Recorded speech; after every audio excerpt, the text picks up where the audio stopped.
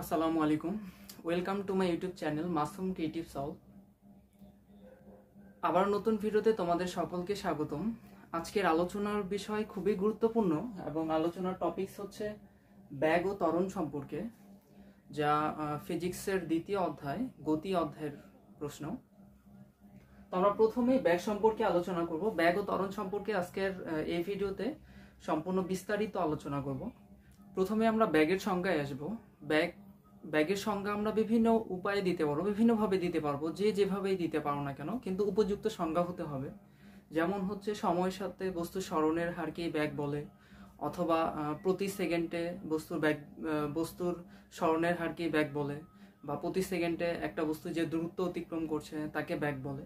আমরা যে যেভাবে করেই পাই না কেন, কিন্তু প্রতিটা সংজ্ঞায় অবশ্যই রাইট হবে। তো আমরা প্রথমেই ব্যাগের সূত্রে আসি। ব্যাগ ইকুয়াল কি হয়? ব্যাগ ইকুয়াল সরণ ভাগ সময়। এখানে একটা গুরুত্বপূর্ণ বিষয় দেখো, আমাদের যদি ব্যাগের সংজ্ঞা একান্ত মনে না থাকে, এমন হচ্ছে যে আমরা পরীক্ষা রুমে বসছি, আমাদের কোশ্চিন আসছে ব্যাগ সম্পর্কে, কিন্তু আমরা ব্যাগের সংজ্ঞা ভুলে গেছি। কিন্তু এখন কিভাবে করে ব্যাগের সংজ্ঞা দিব? তো আমাদের সূত্র জানা আছে। সূত্র জানা থাকলে আমরা কিভাবে ব্যাগের সংজ্ঞা দিব? দেখো, নিচে যেটা থাকবে তাকে আমরা একক বলবো অবশ্যই। তার নিচে কি দেওয়া আছে? সময়। তাহলে একক সময়ে বস্তু সরণের হারকে কি বলে? ব্যাগ বলে। এভাবে আমরা ত্বরণের সংজ্ঞাও দিতে পারবো, যে কোনো সংজ্ঞা দিতে পারবো। নিচে যেটা থাকবে তাকে শুধু একক বলতে হবে। তো একক সময়ে বস্তু সরণের হারকে কি বলছি? আমরা ব্যাগ বলছি। ব্যাগ হচ্ছে দুই প্রকার, একটা হচ্ছে সুষম ব্যাগ অথবা সমব্যাগ, আর একটা হচ্ছে অসম ব্যাগ। প্রতি সেকেন্ডে বস্তু সরণের হার এবং দিক যদি অপরিবর্তিত থাকে, মানে সমান থাকে, তবে তাকে সমবেগ বলছে অথবা সুষম বেগ। আর অসম বেগ হচ্ছে কোনো গতিশীল গাড়ি বা কোনো গতিশীল বস্তুর প্রতি সেকেন্ডে যে দূরত্ব অতিক্রম করে তা যদি পরিবর্তিত হয়, তবে তাকে আমরা অসম বেগ বলছি। তো সমবেগের উদাহরণ হচ্ছে শব্দের বেগ, আর অসম বেগের উদাহরণ হচ্ছে পৃথিবীতে যত গাড়ি চলছে, এগুলো সবগুলোই হচ্ছে কি অসম বেগের উদাহরণ। এই ছিল আমাদের সমবেগ। ব্যাগ হচ্ছে দুই প্রকার, একটা সমবেগ আর একটা হচ্ছে অসম বেগ। আমরা সমবেগের সূত্র জানি, S = VT। এটা আমরা মনে রাখবো, গাণিতিকের সময় অথবা সৃজনশীলের সময় এটা লাগবে। তো ব্যাগ হচ্ছে আরো দুই প্রকার, একটা হচ্ছে আদি ব্যাগ আর আরেকটা হচ্ছে শেষ ব্যাগ। আদি ব্যাগকে আমরা ইউ দ্বারা প্রকাশ করব এবং শেষ ব্যাগকে অবশ্যই ভি দ্বারা প্রকাশ করব।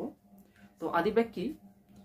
গাণিতিক সমস্যা সমাধানের সময় সর্বপ্রথমে যেটা দেওয়া থাকবে সেটাই হচ্ছে আদি ব্যাগ, এবং সবার শেষে যে ব্যাগটা দেওয়া থাকবে সেটাই হচ্ছে কি শেষ ব্যাগ।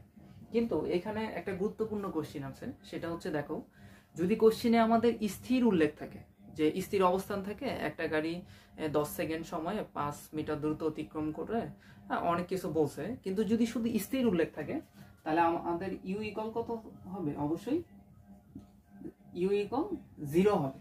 যদি কোশ্চেনে স্থির উল্লেখ থাকে তাহলে আদি ব্যাগ কত হবে? 0 হবে। আর যদি থেমে গেছে উল্লেখ থাকে, বস্তুটি অনেক দূর গেছে, অনেক কিছু হয়ে যাওয়ার পর এক সময় সে থেমে গেছে, যদি কোশ্চেনে উল্লেখ থাকে থেমে যাওয়া, তাহলে অবশ্যই আমাদের শেষ ব্যাগ ভি ইকুয়াল কত হবে? 0 হবে। এই জিনিসটা আমরা অবশ্যই খুব ভালো করে মনে রাখবো। তো আদি ব্যাগ এবং শেষ ব্যাগের একক কি? একক হচ্ছে মিটার পার সেকেন্ড, আর মাত্রা হচ্ছে LT−1। একক এবং মাত্রা তোমরা যদি বের করতে না পারো, তাহলে আমি ডেসক্রিপশন বক্সে লিংক দিয়ে দিব একক এবং মাত্রা বের করার আমার আরেকটি ভিডিওতে। অবশ্যই তোমরা ওই ভিডিওটা ডেসক্রিপশন বক্সের লিংক থেকে অবশ্যই দেখে নিও। তো আমি এখানে একক এবং মাত্রা লিখে দিলাম, বের করছি না। তোমরা যদি একান্ত মনে না পড়ে তাহলে অবশ্যই ভিডিও দেখে নিবা, তাহলেই হয়ে যাবে। এই ছিল আমাদের ব্যাগ সম্পর্কে। ত্বরণে চলে আসি। প্রথমে ত্বরণের সংজ্ঞায় আসি। ত্বরণ কি? ত্বরণ হচ্ছে ব্যাগ বৃদ্ধির হারকেই ত্বরণ বলে। আমরা এর আগে ব্যাগের ক্ষেত্রে বলছি, যদি আমাদের সংজ্ঞা মনে না থাকে তাহলে অবশ্যই আমরা সূত্র থেকে বের করতে পারবো। ত্বরণের সূত্র হচ্ছে ত্বরণ ইকুয়াল ব্যাগ ভাগ সময়। তো নিচে যেটা থাকবে তাকে আমরা অবশ্যই একক বলবো। তো একক সময়ে বস্তুর ব্যাগ বৃদ্ধির হারকে কি বলছে? আমরা ত্বরণ বলছি। তো ত্বরণও আসলে দুই প্রকার, একটা হচ্ছে সমত্বরণ অথবা সুষম ত্বরণ এবং আরেকটা হচ্ছে অসমত্বরণ। সমত্বরণ বা সুষম ত্বরণ কি? বস্তুর বেগ বৃদ্ধির হার যদি সমানভাবে বৃদ্ধি পায় তবে তাকে আমরা সমত্বরণ বলছি। কিন্তু বেগ বৃদ্ধির হার যদি প্রতি সেকেন্ডে যদি বেগ বৃদ্ধির হার অসমভাবে পরিবর্তন হয়, এক কথায় এক সময় বেশি হচ্ছে আবার আরেক সময়ে কম হচ্ছে, তবে তাকে আমরা অসমত্বরণ বলছি। সুষম ত্বরণের বাস্তব একটাই উদাহরণ আছে, সেটা হচ্ছে অভিকর্ষ ত্বরণ। অর্থাৎ ভূপৃষ্ঠে মুক্তভাবে পড়ন্ত বস্তুর বেগ বৃদ্ধির যে হার তাকেই আমরা অভিকর্ষ ত্বরণ বলছি, এবং এই অভিকর্ষ ত্বরণটাই একমাত্র উদাহরণ, সেটা হচ্ছে সমত্বরণের। আর অসমত্বরণের উদাহরণ হচ্ছে পৃথিবীতে যত গাড়ি চলছে এগুলো সবগুলোই কি অসমত্বরণের উদাহরণ, কারণ এগুলো ফাঁকা থাকলে অনেক জোরে যায় আবার স্লো হয়ে যায়। এই যে সময়ের সাথে অপরিবর্তিতভাবে বেগ বৃদ্ধি পাচ্ছে আবার হ্রাস পাচ্ছে, এটাই হচ্ছে কি মূলত অসমত্বরণের উদাহরণ।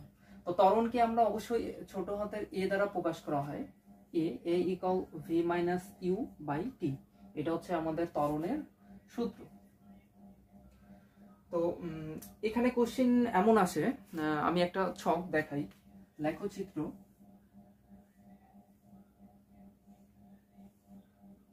এটা A B C D E. দেখো আমাদেরকে এখান থেকে বুঝতে হবে এটা হচ্ছে সময় আর এটা হচ্ছে অবশ্যই ভি, বেগ।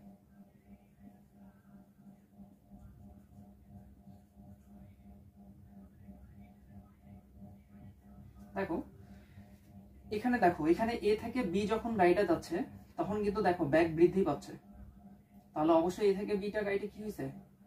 ত্বরণ হয়েছে। অবশ্যই দেখো বি থেকে সি গাড়িটার দেখো বেগ কি কোনো বৃদ্ধি পাইছে? সময় বৃদ্ধি পাইছে কিন্তু বেগ বৃদ্ধি পায়নি, তার মানে বি থেকে সি গাড়িটা কি হয়েছে? সমবেগ সম্পন্ন হয়েছে। অবশ্যই দেখো সি থেকে ডি আবার কি হয়েছে? গাড়ির বেগ বৃদ্ধি পাইছে, তার মানে কি হয়েছে? সি থেকে ডি গাড়িটির ত্বরণ হয়েছে। এবার দেখো ডি থেকে ই বিন্দুতে যখন আসছে তখন গাড়িটি কি হয়েছে? বেগ হ্রাস পাইছে।